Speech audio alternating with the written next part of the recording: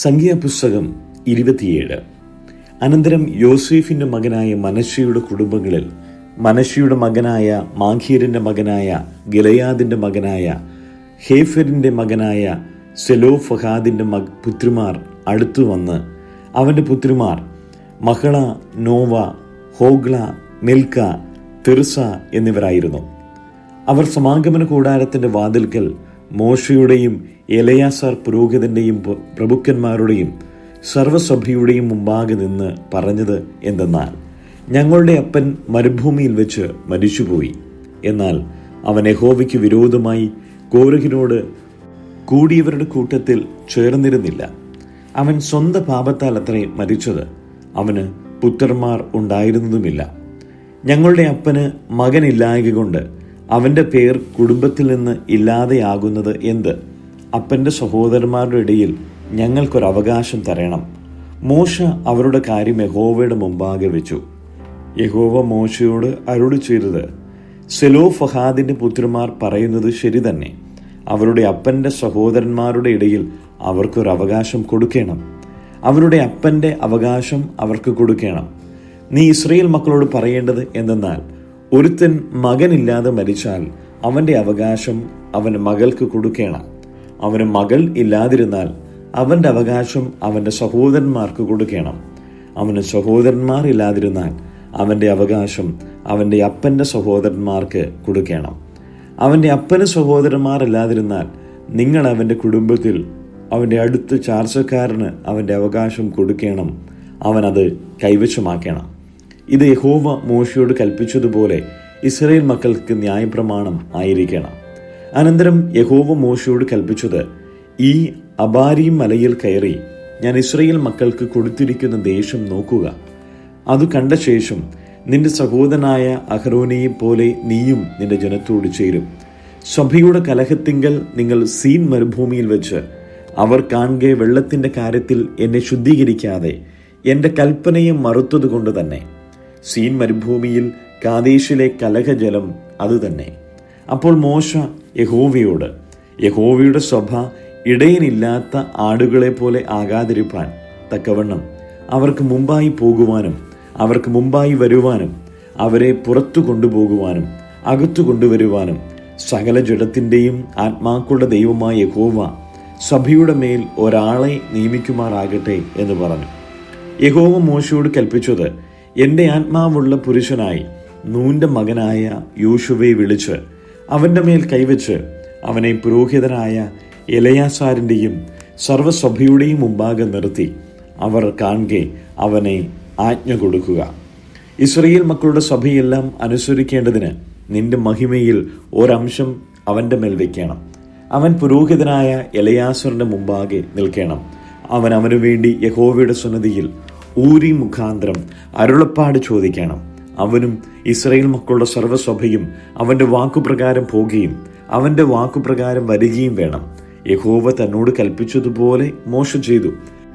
അവൻ യോശുവയെ വിളിച്ച് പുരോഹിതനായ എലയാസാറിന്റെയും സർവ്വസഭയുടെയും മുമ്പാകെ നിർത്തി അവന്റെ മേൽ കൈവച്ചു. യഹോവ മോശ മുഖാന്തരം കൽപ്പിച്ചതുപോലെ അവൻ ആജ്ഞ കൊടുത്തു. സങ്കീർത്തനങ്ങൾ 108. ദൈവമേ, എൻ്റെ മനസ്സ് ഉറച്ചിരിക്കുന്നു, ഞാൻ പാടും. എൻ്റെ മനം കൊണ്ട് ഞാൻ കീർത്തനം പാടും. വീണയും കിന്നരവുമായുള്ളവേ, ഉണരുവിൻ, ഞാൻ അതികാലത്തെ ഉണരും.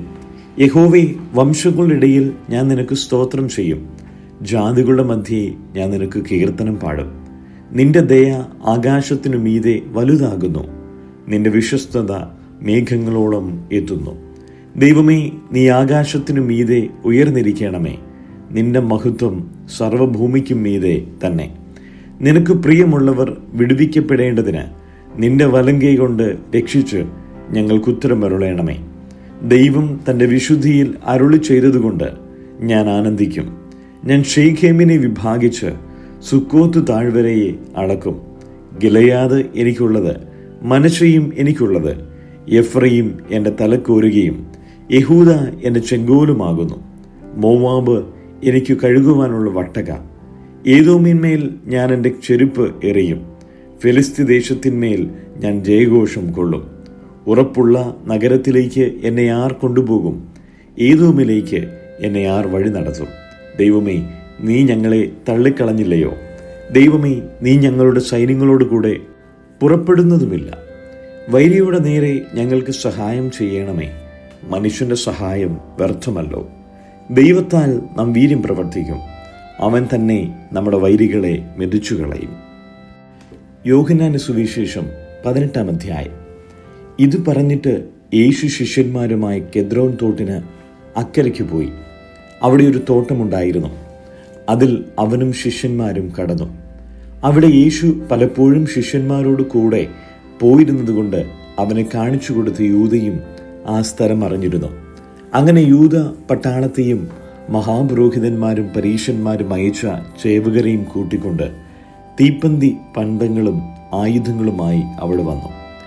യേശു തനിക്ക് നേരിടുവാനുള്ളത് എല്ലാം അറിഞ്ഞ് പുറത്തു ചെന്നു.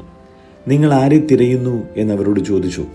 നസറേയനായ യേശുവിനെ എന്ന് അവർ ഉത്തരം പറഞ്ഞപ്പോൾ, അത് ഞാൻ തന്നെ എന്ന് യേശു പറഞ്ഞു. അവനെ കാണിച്ചു കൊടുക്കുന്ന യൂദയും അവരോട് കൂടെ നിന്നിരുന്നു.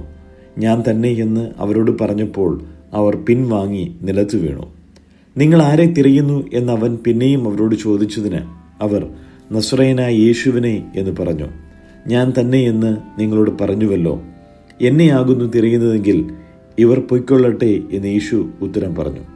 നീ എനിക്ക് തന്നവരിൽ ആരും നഷ്ടമായി പോയിട്ടില്ല എന്നവൻ പറഞ്ഞ വാക്കിന് ഇതിനാൽ നിവർത്തി വന്നു.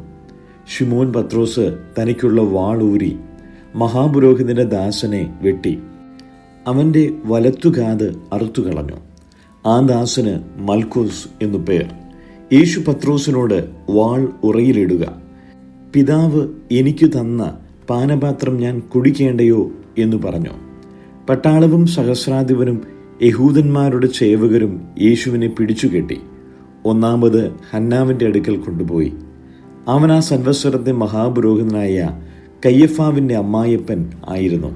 കയ്യഫാവോ ജനത്തിനു വേണ്ടി ഒരു മനുഷ്യൻ മരിക്കുന്നത് നന്ന് എന്ന് യഹൂദന്മാരോട് ആലോചന പറഞ്ഞവൻ തന്നെ. ശിമോൻ പത്രോസും മറ്റൊരു ശിഷ്യനും യേശുവിന്റെ പിന്നാലെ ചെന്നു. ആ ശിഷ്യൻ മഹാപുരോഹിതന് പരിചയമുള്ളവനാകയാൽ യേശുവിനോട് കൂടെ മഹാപുരോഹിതന്റെ നടുമുറ്റത്ത് കടന്നു. പത്രോസ് വാതിൽക്കൽ പുറത്തു നിൽക്കുമ്പോൾ മഹാപുരോഹിതന് പരിചയമുള്ള മറ്റേ ശിഷ്യൻ പുറത്തു വന്നു. വാതിൽ കാവൽക്കാരത്തിയോട് പറഞ്ഞ് പത്രോസിനെ അകത്തു കയറ്റി. വാതിൽ കാക്കുന്ന ബാല്യക്കാരത്തി പത്രോസിനോട്, നീയും ഈ മനുഷ്യന്റെ ശിഷ്യന്മാരിൽ ഒരുവനോ എന്ന് ചോദിച്ചു. അല്ല എന്ന് അവൻ പറഞ്ഞു. അന്ന് കുളിരാകൊണ്ട് ദാസന്മാരും സേവകരും കനൽ കൂട്ടി തീ കാഞ്ഞുകൊണ്ടിരുന്നു. പത്രോസും അവരോടുകൂടെ തീ കാഞ്ഞുകൊണ്ട് നിന്നു. മഹാപുരോഹിതൻ യേശുവിനോട് അവന്റെ ശിഷ്യന്മാരെയും ഉപദേശത്തെയും കുറിച്ച് ചോദിച്ചു. അതിന് യേശു, ഞാൻ ലോകത്തോട് പരസ്യമായി സംസാരിച്ചിരിക്കുന്നു. പള്ളിയിലും എല്ലാ യഹൂദന്മാരും കൂടുന്ന ദൈവാലയത്തിലും ഞാൻ എപ്പോഴും ഉപദേശിച്ചു. രഹസ്യമായി ഒന്നും സംസാരിച്ചിട്ടില്ല. നീ എന്നോട് ചോദിക്കുന്നത് എന്ത്? ഞാൻ സംസാരിച്ചത് എന്തെന്ന് കേട്ടവരോട് ചോദിക്ക. ഞാൻ പറഞ്ഞത് അവർ അറിയുന്നു എന്നുത്തരം പറഞ്ഞു.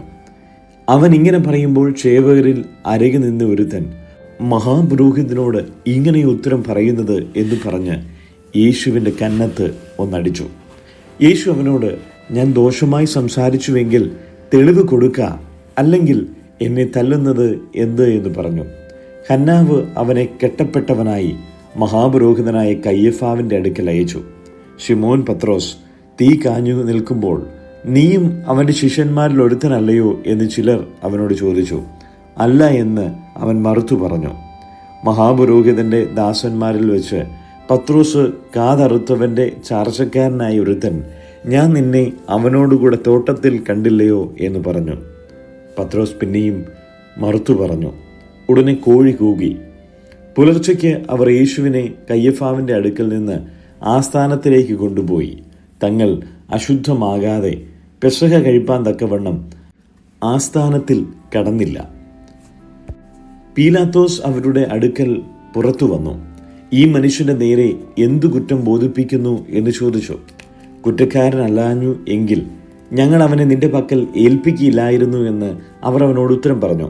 പീലാത്തോസ് അവരോട്, നിങ്ങൾ അവനെ കൊണ്ടുപോയി നിങ്ങളുടെ ന്യായപ്രമാണ പ്രകാരം വിധിപ്പിൻ എന്ന് പറഞ്ഞതിന് യഹൂദന്മാർ അവനോട്, മരണശിക്ഷയ്ക്കുള്ള അധികാരം ഞങ്ങൾക്കില്ലല്ലോ എന്ന് പറഞ്ഞു.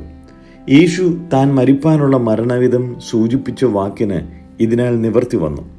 പീലാത്തോസ് പിന്നെയും ആ സ്ഥാനത്തിൽ ചെന്ന് യേശുവിനെ വിളിച്ചു, നീ യഹൂദന്മാരുടെ രാജാവോ എന്ന് ചോദിച്ചു. അതിന് ഉത്തരമായി യേശു, ഇത് നീ സ്വയമായി പറയുന്നതോ മറ്റുള്ളവർ എന്നെക്കുറിച്ച് നിന്നോട് പറഞ്ഞിട്ടോ എന്ന് ചോദിച്ചു. പീലാത്തോസ് അതിന് ഉത്തരമായി, ഞാൻ യഹൂദനോ?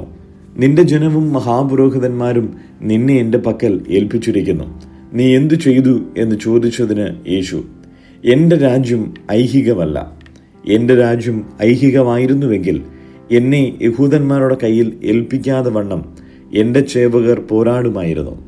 എന്നാൽ എൻ്റെ രാജ്യം ഐഹികമല്ല എന്നുത്തരം പറഞ്ഞു. പീലാത്തോസ് അവനോട്, എന്നാൽ നീ രാജാവ് തന്നെയല്ലയോ എന്ന് പറഞ്ഞതിന് യേശു, നീ പറഞ്ഞതുപോലെ ഞാൻ രാജാവ് തന്നെ. സത്യത്തിന് സാക്ഷി നിൽക്കേണ്ടതിന് ഞാൻ ജനിച്ചു, അതിനായി ലോകത്തിൽ വന്നുമിരിക്കുന്നു. സത്യതൽപരനായവൻ എല്ലാം എൻ്റെ വാക്ക് കേൾക്കുന്നു എന്നുത്തരം പറഞ്ഞു. പീലാത്തോസ് അവനോട്, സത്യമെന്നാൽ എന്ത് എന്ന് പറഞ്ഞു. പിന്നെയും യഹൂദന്മാരുടെ അടുക്കൽ പുറത്തു ചെന്ന് അവരോട്, ഞാൻ അവനിൽ ഒരു കുറ്റവും കാണുന്നില്ല. എന്നാൽ പെസഹിയിൽ ഞാൻ നിങ്ങൾക്ക് ഒരുത്തിനെ വിട്ടുതരിക പതിവുണ്ടല്ലോ. യഹൂദന്മാരുടെ രാജാവിനെ വിട്ടുതരുന്നത് സമ്മതമോ എന്ന് ചോദിച്ചതിന് അവർ പിന്നെയും, ഇവനെ വേണ്ട, ബറബ്ബാസിനെ മതി എന്ന് നിലവിളിച്ചു പറഞ്ഞു. ബറബ്ബാസോ കവർച്ചക്കാരനായിരുന്നു.